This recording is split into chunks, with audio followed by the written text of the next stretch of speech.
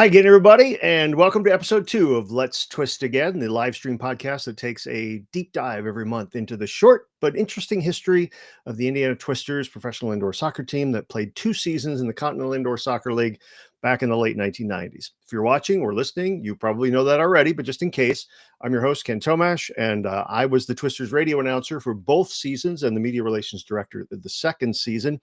Every month, we're going to talk to someone who lived this crazy thing we called the Indiana Twisters for the last 30 years or so. We'll reminisce. We'll catch up on what they've been doing since then. It's a good way for us to build community and get back in touch with all the guys that we played with and were part of a team with back in the late 90s. If you caught last month's episode, it was a really good one. Got to thank Rich Ryerson. He was a wonderful leadoff guest. If you haven't seen that one, I will put a link to it in the description in the show notes to this particular episode. We got another great one for you this month. Our guest was an outstanding player at every level, from youth to college to the professional ranks, indoor and outdoor. He was an unsung hero on the 1997 Twisters, doing a lot of the unglamorous work that needed to be done against players who were often much bigger than he was. He is Scott Lawler, and he joins us now from his hometown and mine, Tampa, Florida. Scott, thanks for coming on Let's Twist Again. Yeah, thanks for having me, Ken. Appreciate it. So do you, the first thing I got to ask you, we're asking everybody this first, because Matt Blackburn brought this up last episode. What did we think about a 30-year reunion in Las Vegas next year? Since Rich is there, if enough people are interested, maybe we can all get together on the 30th anniversary of that first season. And Vegas is a heck of a place to do it. What do you think about that?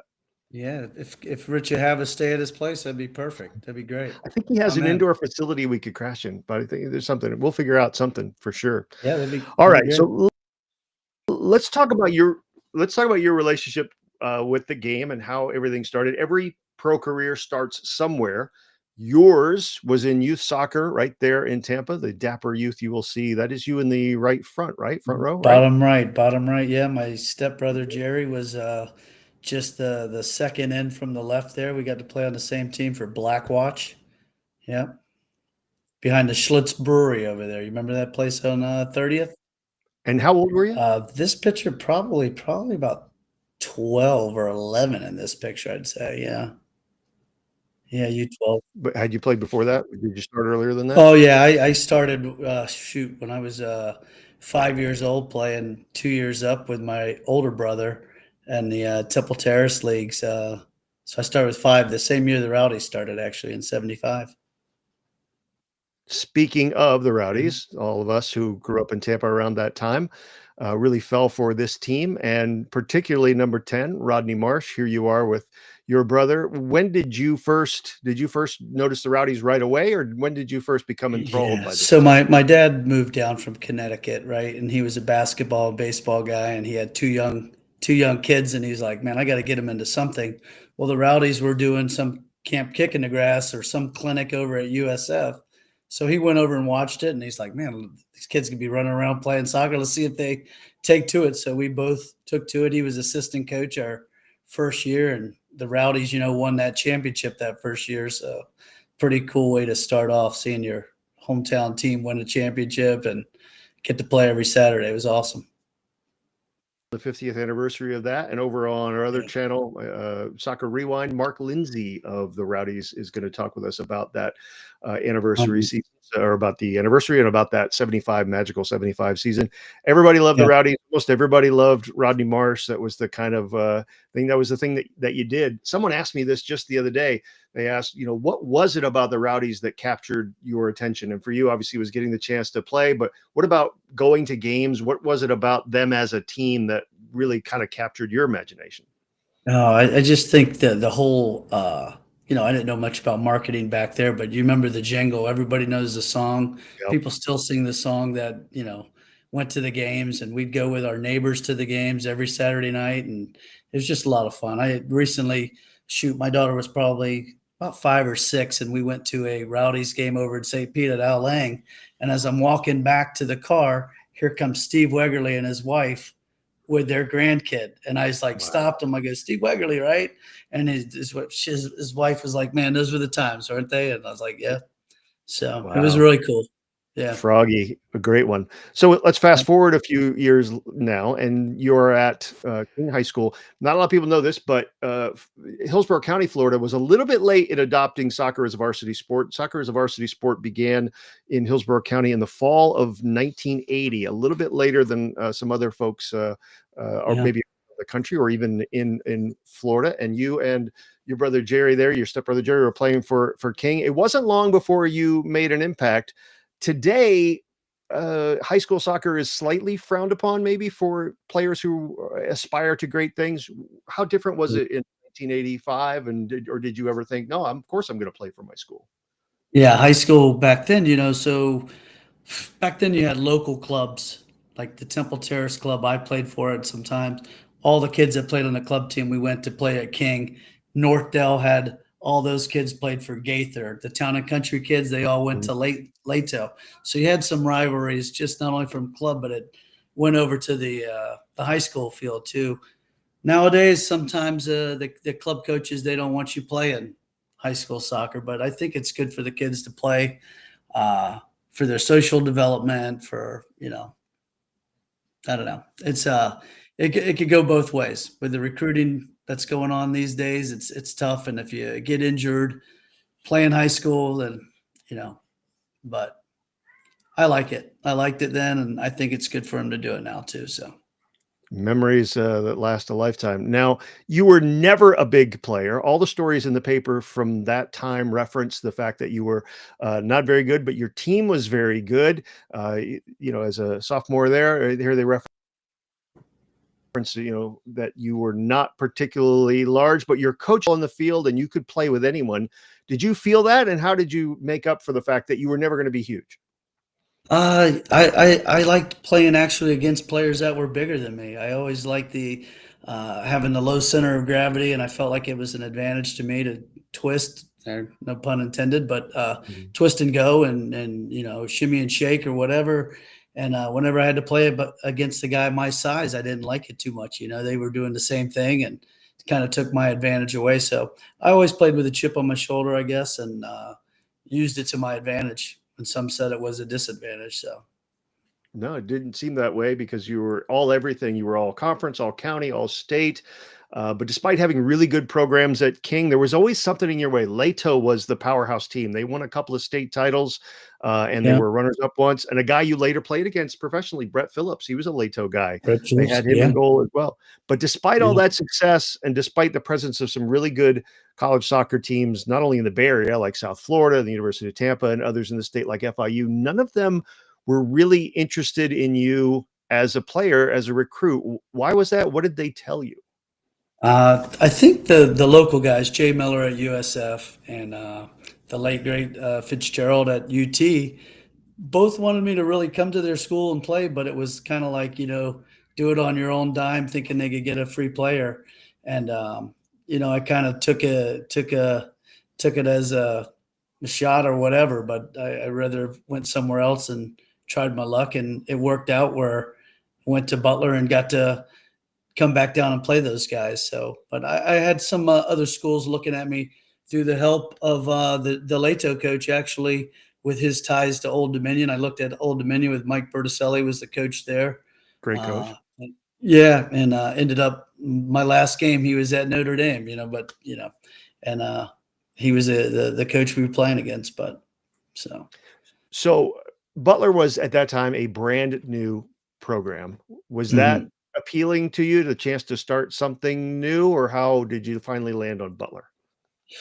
Well, the Armwood coach down here was actually on the National Federation Budget Committee with Langdon Cumler, who was a coach at Butler, and he's the one who told Langdon about me and flew me up for a recruiting visit. And the Friday night I got there, we went to a semi-state basketball game where Damon Bailey was Mhm. playing against Eric Montrose in Hinkle Fieldhouse, and I was like, "This is unbelievable."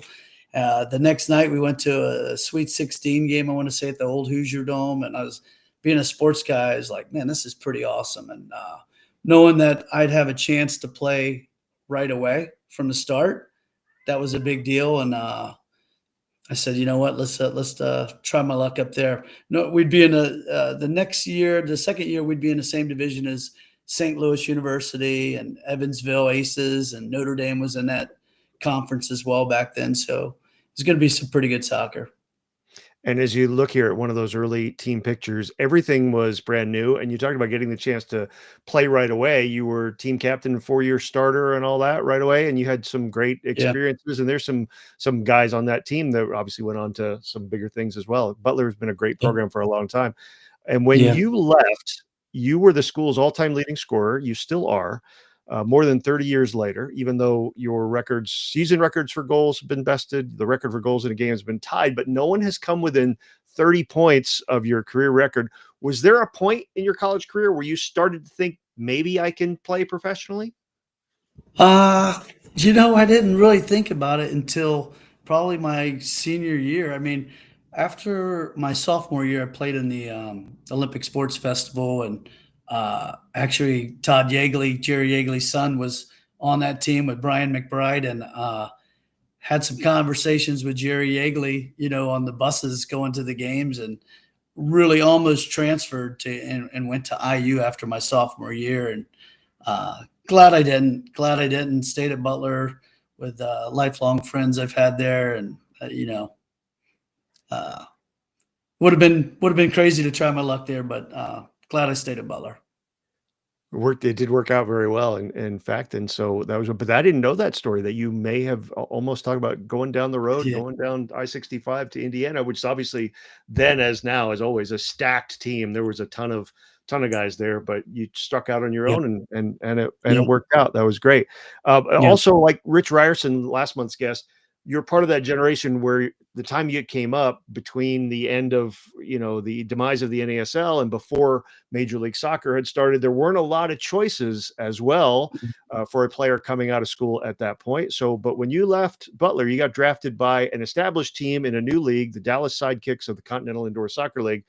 Why did you choose indoor over the potential kind of ramshackle outdoor game at that time, or did you even have a choice to go outdoors? I didn't have a choice at the time. The fellow, the late Ian Martin, Like, great. who took over for Langdon, had some connections. He played in Dallas. He knew Gordon Jago. He knew Tattoo, and he put my name out there. And sat at my desk in my dorm room when they drafted me, and it was pretty cool to have that happen. So didn't think twice. The women's coach at the time, Brian Blitz, his parents still lived in Dallas, and I ended up staying with his parents for the summer there playing.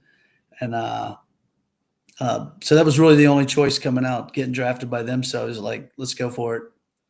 And I have to ask you, since he was the head coach of the Rowdies when you and I were kids, and he was your first coach, and he's just recently passed away, may he rest in peace. What Yeah. kind of relationship did you have? What was your impression of him as a coach and as a person? And how did you take the news of his passing recently? Yeah, it's very sad to hear, Gordon passing like that.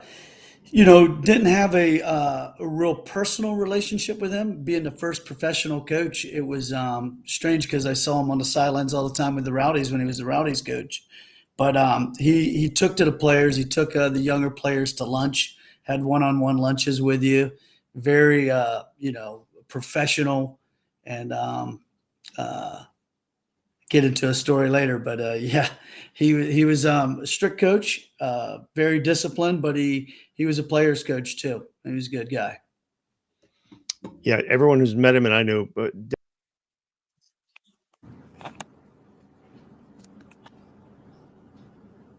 from summer season, you went that winter to play for the NPSL. Here is a shot of you from that time. Dayton Dynamo warm up in front of the record wall at King. You're still Butler's all-time leading scorer. Are you still King's all-time leading scorer as well, as far as you know? I don't know. I think it's probably changed since then. I haven't been over there. Or I don't even know. But seeing some of the Adam Shizeski was Arden Shizeski's brother, who That's kicked right. at the University For of Florida. I Florida. don't know if you remember that. Yeah. Do So remember him. yeah. Um, So the players famously called the NPSL the non-paying soccer league, and this was only a year after the original MISL had folded. The Dynamo were not quite the worst team in the league. You had Dennis Bros.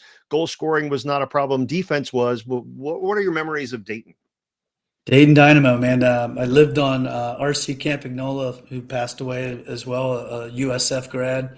Uh, on his couch. I think making $750 a month or something like that with apartment allowance. Something they didn't pay a whole lot, but it was crazy. And but that team, Terry Nickel was the coach, a former Wichita Wings player and coach at Wichita, and English guy, very, I mean, demanding coach, and uh, great group of guys though. All the guys on that team, they really looked after each other. We all lived in the same kind of apartment complex, and good memories. Good memories with Dayton. Then you went back outdoors in 1994, which was obviously a pivotal year for American soccer with the World Cup here and the U.S. team advancing out of the group. You became a Fort Lauderdale striker, which was a team obviously that was the Rowdies' big rival back in the NASL days. You were finally Yeah. back in Florida, which was a goal, though not in the Bay Area, in the American Professional Soccer League. This is you just after scoring the first goal against the Haitian national team at the Orange Bowl. That is an amazing historic venue, a good one for soccer.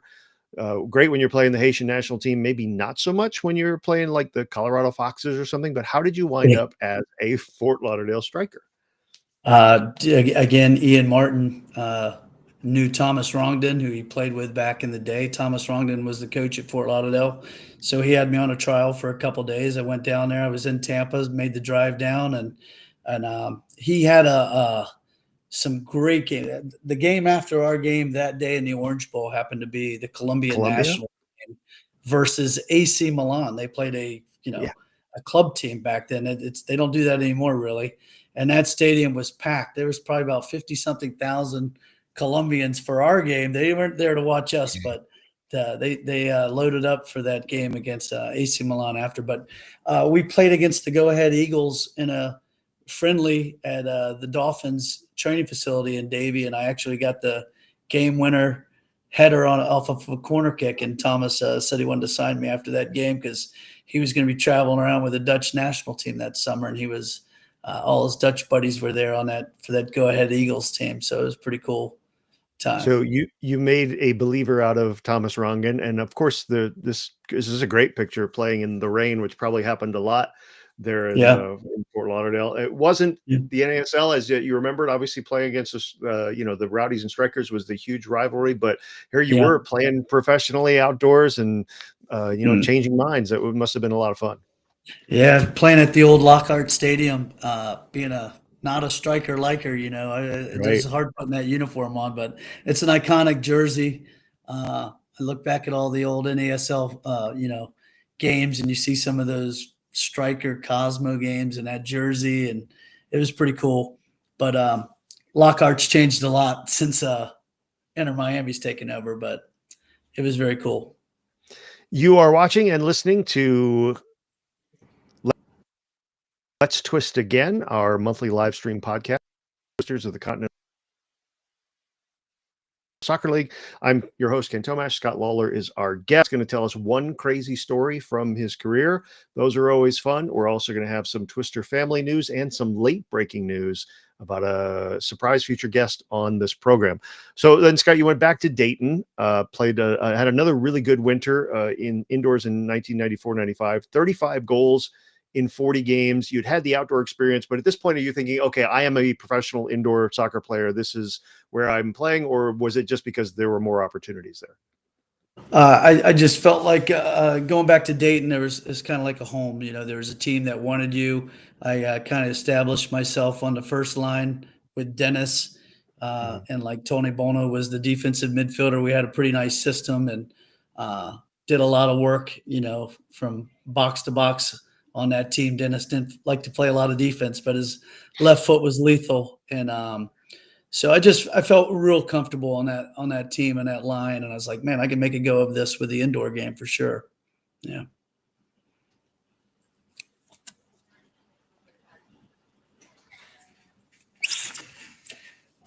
Can you hear me still, Ken? We need to work on broadband. We need to work on broadband in the Okay. Wesley Chapel area in Tampa, Florida, but it's all good. Yeah, so I get you. And plus, Dayton, obviously in the Midwest, it's not that far from Indianapolis, where you went to school. It's comfort level there too. So at least you could make a living do it. But so then they moved to Cincinnati. You weren't there long because they traded you to Dayton, traded you to Detroit, oddly enough, for Sean Blakeman, who you'd end up playing with on the Twisters. Tell me about, everyone has a, oh, here's how I found out I got traded story. Obviously, you talked about you being happy. It felt like home in Dayton. They traded you to Detroit. How did the trade go down? How'd you find out? So once again, being established on that one of the first two lines, I was like very confident and comfortable at the same time. But at the time, I wanted to get traded back to Tampa. If you remember, Tampa Bay Terror Sure, had a right. team at the time. I was like, man, it'd be great to get back home. And during that off season, I happened to be back home in Tampa, and the coaches at Butler called me, and they were like, "Hey, there might be a trade going down. Perry Vanderbeck might be calling you." I said, "Oh, okay."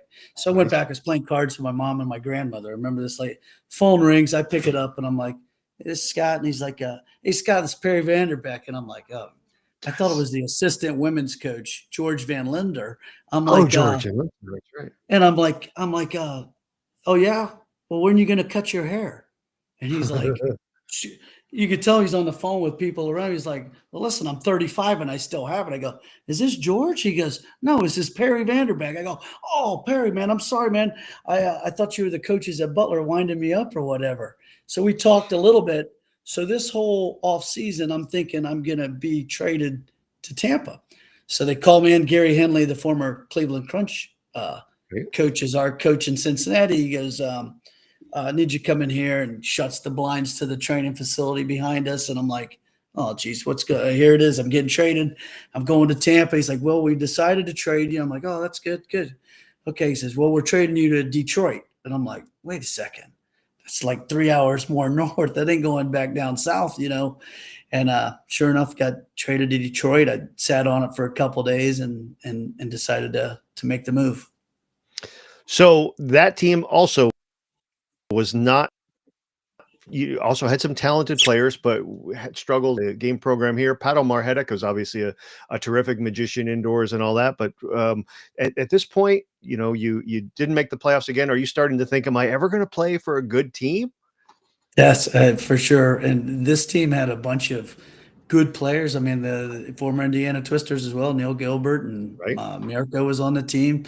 Dennis Bros got traded to that team during the season to play on the line I was on, and some rockers that I think they might even won a championship before I They got had there. That their first team. year in the league, right?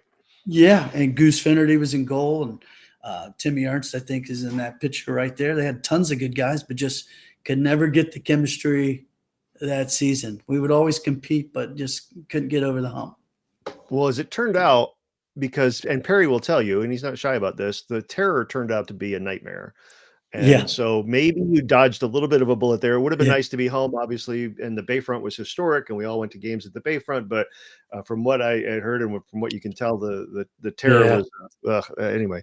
So anyway, it's yeah. back outdoors in 1996. This is the year that Major League Soccer began, but you were in the select league of the USISL in Hampton Roads, playing for the Mariners. Now this was a good team, and you Yeah. guys went to the six, the final Sizzling six, six, I think they call it. sizzling Yeah, six there. And yeah. so, what was the experience like of playing in Hampton Roads, which did not quite have the Sportsplex had not opened yet, had it? It didn't open until the It, next year, right? to the next year, yeah, we were playing at a actually like a local high school, but this team had some really good players and some Jesse Marsh happened to spend most of the season with us, who's the Canadian national team coach right now.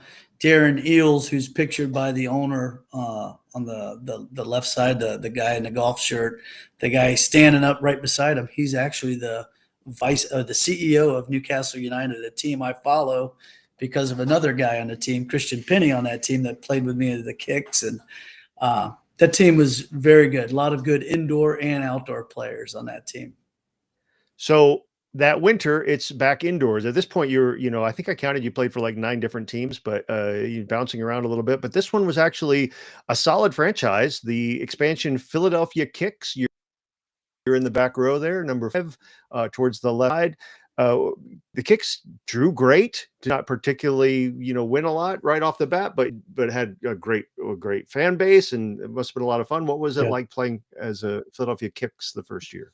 You know, not liking Philadelphia because of the Buccaneers and the Tampa Bay Mhm. Lightning, but Philadelphia fans are, I mean, they'll if you just give effort there and you sweat and you bleed for them, they're going to cheer you and they'll boo you off the field. They booed us off the field a couple times, but it was great atmosphere in that building for sure. The old Spectrum there, and we got to play in the new center a little bit, the First Union Center at the time. That was pretty cool building as well. But great ownership there, and they put together a lot of former Dayton Dynamo teammates. I see Tony Bono and Vincent Beck there, and then some outdoor teammates, and so yeah, Cool thing about the Spectrum too is the Rocky statue used to be out in front of the Spectrum because that's where yeah, he fought Apollo Creed in the original movie, and that statue stood outside the Spectrum for many, many that's right. years. Yeah. So 96, 97, you're with the Philadelphia Kicks, and then comes the summer and a chance to come back. You had already gone back to Butler, right, as an assistant coach, right, when the Twisters drafted you? Is that right? Well, that was part of the Ian Martin was still the coach at Butler, and he said, "Listen, I might have an opportunity for you here as an assistant coach. They're starting a indoor team as well. Maybe you could play for them as well." So I was like, it just kind of all worked out where I was assistant coach at Butler. I would go in the morning to training. I would go back to the office and work on the upcoming season logistics and hotel reservations and all the paperwork that we did for the upcoming season. Then I'd coach a U9 soccer team there as well. So it was a full day for me there, but I loved every minute of it there, going back to a place I knew and kind of my second home. Now there had been, and we talked about this with Rich last month. The Twisters had some issues that first season. Were you aware of that, or did you hear about? Yeah. Obviously they had new owners. You had no idea. You were going in just, hey, I'm in Indianapolis. It sounds like a good idea. Yeah. I didn't know anything. I think Craig Kohler, a guy who played at Butler with me, played that first year and didn't really Oh yeah, hear Kohler did. Yeah, anything. Kohler did, right? And yeah. I don't know if anybody else was on that team. Was it Joe Sahaki on that team? I couldn't remember if he was We on. saw Joe a little bit. I think the second year, I think Joe was around, and there were some other local Okay. guys like Mike Sloan and guys like that who were on that first year team. Okay. Yeah. No, didn't hear of any of the troubles or anything like that. So I thought it'd be, a league I played in before. I thought it was a great league playing with all the NBA owners. I thought probably coming in that the Pacers were the owner, but that wasn't the case, right? So Right. But the yeah. Cooks obviously were they wanted the best, and they went out and got some. We went out and got some talent here. As you look at this team picture from 1997, what do you Mm. think made that team special to turn things around from a team that was competitive the first year but didn't really know how to win to a team that was able to win? Uh, I'd have to say Jorge Espinosa. I mean, to the way he coached that team and he didn't do the traditional indoor style of play, I guess, if you will. He did a kind of like today's modern game of soccer of pressing. He Mhm. pressed indoor like no other, and we were probably the fittest team in the league.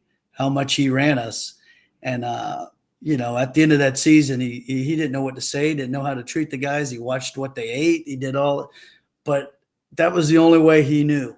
And I gave him a lot of respect. He told us he apologized to us the way he treated us, but that's the only way he knew, and that's how he knew to get us to play the best we could. So I respected Jorge a lot. That was he was hard. He ran us hard, but that group of guys stuck together and um, a bunch of different backgrounds from Blackburn to the South Americans to the Gringos. It was a fun team. Yeah, and we'll Fun get team. back to the fitness aspect here in a little bit. But this team got off to a great start. Big win in Detroit on opening night, then kind of struggled, but then really turned it on near midseason. And you guys were the team to beat in the second half of the season. What do you think fueled that? Did it just take a while for Jorge's system to take hold? Yeah, The addition of Chili Farias obviously helped a bit too. Lots of guys who yeah, could score goals. yeah. A lot of guys could score goals and pressing like we did. His system, them turning the ball right back. We had possession a lot, right? We had the ball a lot, and we would go. And I think it's just people buying into Jorge's system, and once it started working and seeing it, you don't mind doing the work, and the results coming. So it was good. Now, everywhere you had played before, you had been a goal scorer, but this team had a lot of goal scorers, so that Yeah. wasn't your role on this team. You did a lot of like I say, a lot of the dirty work, a lot of stuff like here, double teaming on Tony Gasparetto of Detroit, giving up your Yep. body sometimes. Was that kind of your role, just to kind of do these types of things? Yeah, for sure. That's the high pressing right there. You got two forwards going up the field, and here's Neil playing in the back, stepping so high. That was our system, and everybody played hard like that and bought in.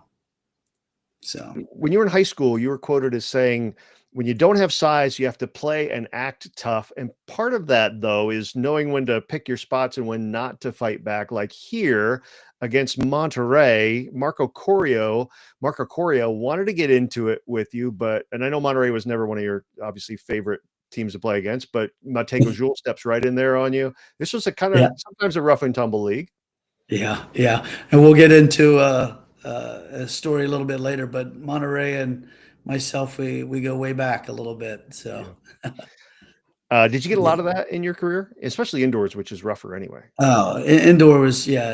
I remember the Pikuzinski brothers in Buffalo were always notorious. You get an advantage, a 2-minute penalty in indoor, and these guys' skill, they'll make you pay for it. So you have to restrain a lot, and you like to try to draw some penalties yourself. So If you're watching us live and you got questions for us, put it in the chat. Whatever you're watching on YouTube, or you're watching on the Twisters page on Facebook, or if you're listening to us on Mixcloud, or you can email twisters@ken.com.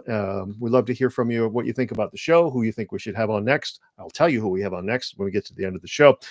So let's talk about fitness in a bit and how it turned out at the end, because at the end of the season, a great run by this team to make the playoffs, but then the Houston series. And the playoffs were kind of wide open in the CISL. A lot of teams could have won it, and there were a lot of teams that were, Seattle ended up winning it, but you guys could have won it. Houston could have won it. You might have expected to be 1-1 and go to the mini game, but I don't think anybody expected to lose the home game, because you were 11-3 at home in the regular season. And so it's a Friday night, Market Square Arena. Mirko with a shootout. And so this was a tough game. Houston had played you tough for 2 years. And against Terry Waldorf, he'll score here, spoiler alert. But you guys fought back, and this was a tie game late before Houston turned it on and was really unexpected. This is also the famous duct tape game, as you'll see here. They put the turf right over the ice because there was a hockey game the next night, and it kept coming up, and they had to secure it with some really ugly tape, and that ended up costing you Carlos Zavala in that game too, because he got injured.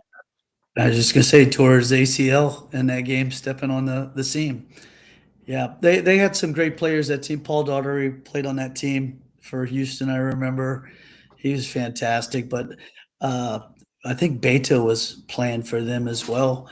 I thought for sure we'd win the first game, but it just showed the grit and the fire and the fight from our team to go into the summit right in Houston and win that game to force the overtime And tiebreaker sorry, game. John. I know John Klub is probably watching, and sorry, John, about this one here. But Ugh, Houston was a very tough team to play, and like you said, you did turn around and go back into the Summit, a place that the team had never won, and did yeah, end up beating Houston to force the mini game. And that's where the fitness thing came in, because I know a lot of us, and probably you guys, were thinking as well that okay, this is what we did all that for. This is what you did the diet for. This is what you did all the running for. And in that mini game, and it just didn't happen that way. Obviously, Zavala was out, and Mariano blew out his knee late in the second game as well. There just wasn't anything left. And that was, sadly, we didn't know it at the time, but that was the end of the Indiana Twisters. How did you feel after that was over? it was disappointing, man. It was disappointing because I thought for sure we would be going on to the finals and uh, not knowing what was going to happen, that they were going to, no more Twisters after that. It was kind of sad. Yeah. And that was the end. There was a move afoot to try to the owners of the Indiana Blast bought what was left of the Twisters and tried to get them into the MPSL. They just really didn't have the funds to do it. So that was it. You played on the last Twister team and played in that last game. What sticks with you now, 28 years later, about that summer with that team in that city? For me, going back to my alma mater and coaching at Butler as well and being able to play for that team in the city and friends and family being able to go to the games. It was really cool experience. And that city is awesome. I mean, you could see it this year when the Pacers made it to the final again. The fans go crazy there. And it was always a fun time playing at Market Square. But you weren't done playing. You weren't done playing in Indianapolis because you are one of only 4 guys to play for both the Twisters and the Indiana Blast. If you can name the other 3, drop them in the comments here. Let's see how good you are at trivia. The Blast were the outdoor team that was in the D3 Pro League and later the A League. You were already in Indianapolis anyway. Is that what made you just give it a go and say, hey, why not? They're going to play. I can go back and play outdoor. I've proven I can play outdoor. Yeah, I was still, coaching at Butler, and they have a team there, and summers are kind of free, so let's do it. I was hoping they'd get that NPSL team. That would have been fun too, but I'm trying to name those other 3 guys. I think I know one. Okay. I don't Well, want to. only one of them is in this photograph. There's in the Steve. back, number 20, Steve Weiger is not one of them, but he was a He's Butler Butler guy guy. as well. Yeah. So I'll Team is George. Is it George George? Crawford is one. There are Yeah. 2 others. We'll see if we can figure that out if somebody figures that out by the end of the show. Yeah. But yeah, so that wasn't. I mean, and it was a different time, obviously, right? I mean, Yeah. soccer was in that kind of weird area. We didn't have. There was no supporters groups. I mean, now there's supporter groups before there are teams. At the time, we Yeah. didn't know what a supporters group was, so you can see a Yeah. typical empty stands. That is the far side at Kuntz Stadium, but still, Yeah. we had some nights where it was pretty good, but a lot of nights that were like that in a team. But that summer, for a period, this team that you played on had the best record in all of American soccer and ended Yeah. up really a magical run, went 15-3 and won the division and league and ended up Yeah. going to the playoffs. What are your memories of being an Indiana Blast player? I remember at the time, the MLS was just about right, and they were just getting the players like they did back in the old NASL days, and then Right. you'd have the younger players coming right from college. And I think if they would have mixed in some of us, guys that have been around a little bit, the product might have been a little bit better to start off with MLS. But again, playing in that stadium was the stadium. That's where Butler played our games at, was Kuntz Stadium. So that was cool to play in that arena again like that. It was fun. So. And it was a good bunch of guys. Some guys I still keep in touch Oh yeah. with to this day. And Nick Pasquarello it was the goalie, just got a gig as a college I athletic saw director. that. He's worked at Wisconsin for many, many Yeah. years. So lots of those guys are still around and still active and still obviously helping out to grow the game and all that kind of things. So you last season with the Philadelphia Kicks again. This time you finally did get into the playoffs. You won a series, lost to the eventual champions, and that was it. You hung them up at age 29. How come? So I knew going into that I wasn't going to be at Butler anymore. I kind of made a decision. I was just going to kind of like try to start something new, move back to Tampa.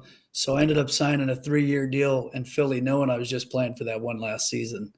And one last hurrah before I called it a day. Just my time with soccer, I just thought it was time to try something new, I guess. Getting ready to turn 30, and I'm glad I did. Met my wife, and we have 2 beautiful kids, so it all worked out for the best. Yeah, 25 years or so given to the game from the time you were just old enough to lace up the boots was probably enough. And you got out at a time and you're healthy and everything. You haven't had a bunch of injuries and stuff, Yeah, right? that no injuries. I got a couple injuries from playing Good. pickleball Knock wood. nowadays, but that's about it. Everybody gets injured playing pickleball. All right, this is the period of the show that everybody loves. This is one crazy story. Everybody who plays has many crazy stories. I'm going to ask you to give us just one, anyone that strikes your fancy that will make people go. Yeah, it would probably be my rookie year in Dallas, on a team that eventually won the CISL championship, playing down in Monterrey, Mexico. Um, Tattoo got in a altercation with one of their players, got head butted in the face. Ken, I believe you went to Monterey with us, so you know what the stadium was like. Small little arena, and just it was crazy in that place. And as Tattoo's running off or coming off the field, all our guys are going on the field because they start throwing bottles at us. They're throwing anything you could think of. Gordon Jago has a chair over his head. I grabbed one of the plastic chairs that the coaches used on top of the benches, and I'm sitting there holding it as everybody's on the middle of the field.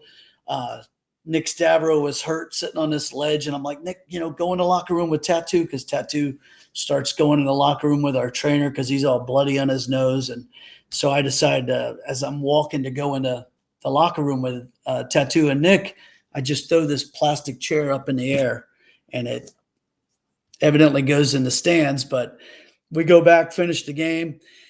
And after the game, we actually won, and I'm in the shower. Dev Reeves is beside me, and I'm showering. I'm like, geez, what happens if, I get arrested in Mexico for throwing a chair or something like that, And he's like looking at me, oh, man, that'd be crazy or whatever. And as soon as I said that, here comes Gordon Jago storming in the locker room. All right, who bloody threw a chair in the stands? And I was like, oh, no. So I washed some soap off me, and I'm like, it's me, Gordon. And he's like, what? You hit a kid? And I'm like, what? Got out of the locker room. They made us stay in the locker room for about an hour, hour and a half after the the fans were going crazy, and it was a nightmare. Finally got out of there. Everybody went to go out that night, get dinner and all that. I stayed in my hotel room. I just couldn't wait to get on the plane to get up in the air and get out of there. Long story short, get back. They suspended me for a week till they made a decision that went on.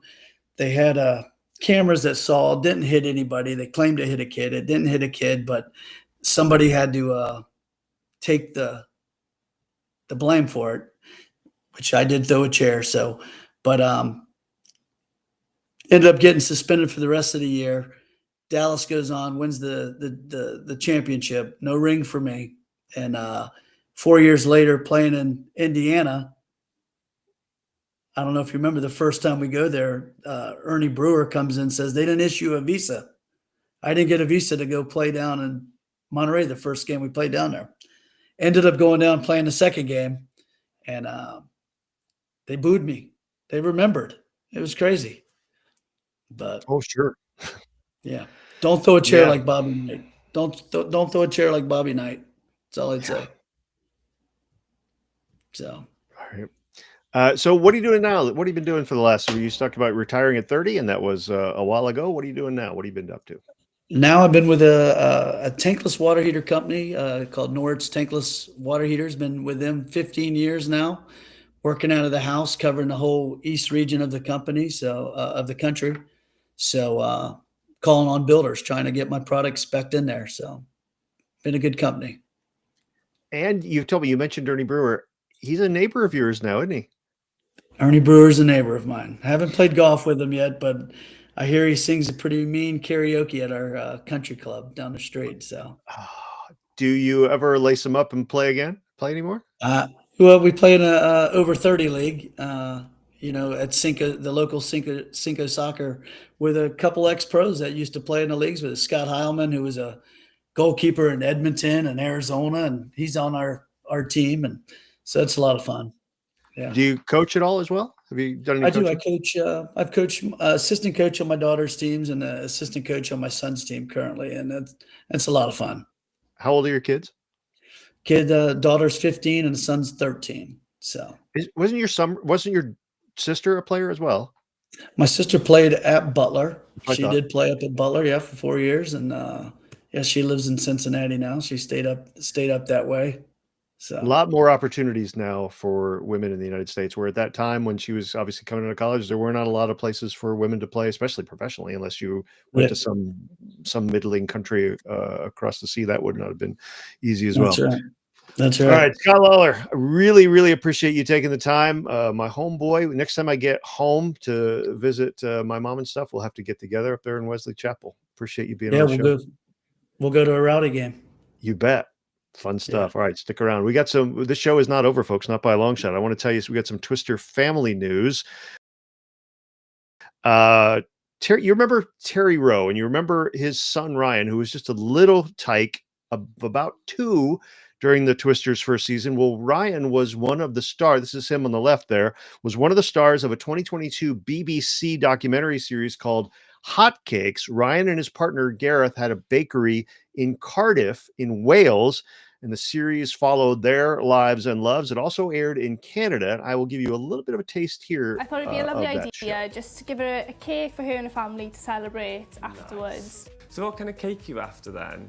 Thinking something with a bit of red on it. That sounds good. We can definitely sort something like that out. Do you know, I was thinking, because if we use the Welsh flag colours, but let's do something not obvious, just something that's a bit, you know, it's classy and it works. Prettier than kind of your standard full-on like dragons. Yeah, that'd be really nice. I can't wait to see it. Yeah, thank you so much. Thank you.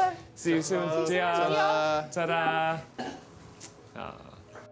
Gabriella wanted an amazing cake to present to the new Miss Wales. Hiya. Hey, you alright? So here it is. Oh, Are you excited? I can't wait to see this cake. Right, ready? Oh, wow, look at that. Oh, that's stunning. That's so pretty. This cake is amazing. I'm so pleased with it. They've incorporated all the Welshness with it, with the red and the green macarons, with the Miss Wales sash and the crown. It's so cute, and I can't wait to pass this on to the new winner on stage. Heels on, a gown on, and you're trying to keep composure. But when you add a cake into that as well, that's a whole nother level. And I'm so glad that I didn't drop the cake. That would have been a complete disaster.